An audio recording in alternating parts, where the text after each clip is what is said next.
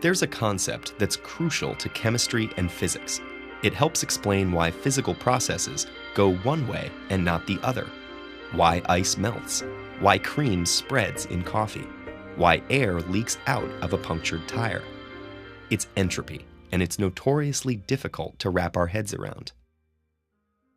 Entropy is often described as a measurement of disorder. That's a convenient image, but it's unfortunately misleading. For example, which is more disordered, a cup of crushed ice or a glass of room temperature water? Most people would say the ice, but that actually has lower entropy. So here's another way of thinking about it, through probability. This may be trickier to understand, but take the time to internalize it and you'll have a much better understanding of entropy.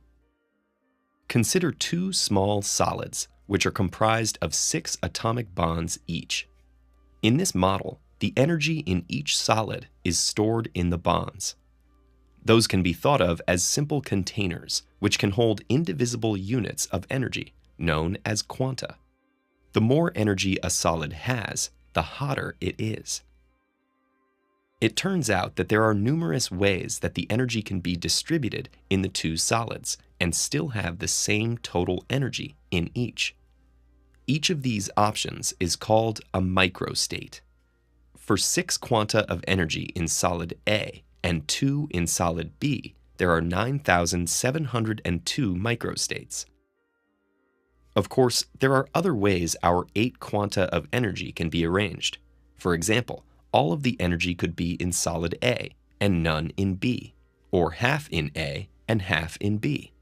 If we assume that each microstate is equally likely, we can see that some of the energy configurations have a higher probability of occurring than others. That's due to their greater number of microstates. Entropy is a direct measure of each energy configuration's probability.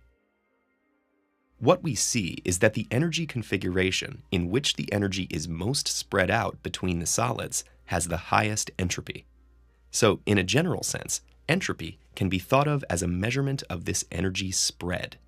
Low entropy means the energy is concentrated. High entropy means it's spread out. To see why entropy is useful for explaining spontaneous processes like hot objects cooling down, we need to look at a dynamic system where the energy moves. In reality, energy doesn't stay put. It continuously moves between neighboring bonds. As the energy moves, the energy configuration can change. Because of the distribution of microstates, there's a 21% chance that the system will later be in the configuration in which the energy is maximally spread out. There's a 13% chance that it'll return to its starting point, and an 8% chance that A will actually gain energy.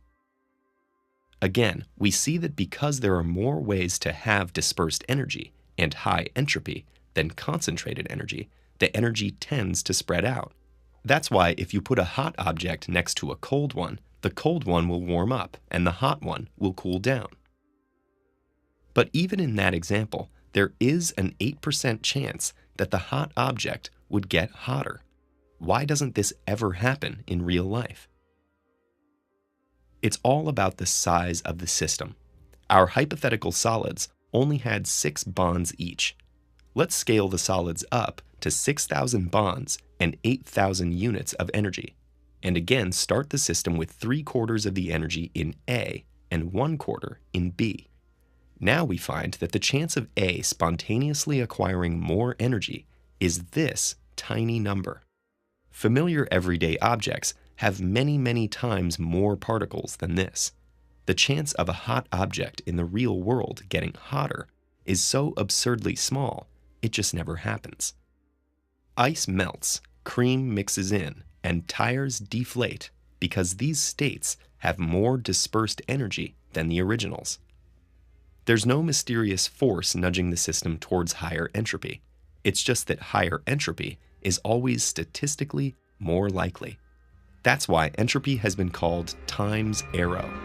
If energy has the opportunity to spread out, it will.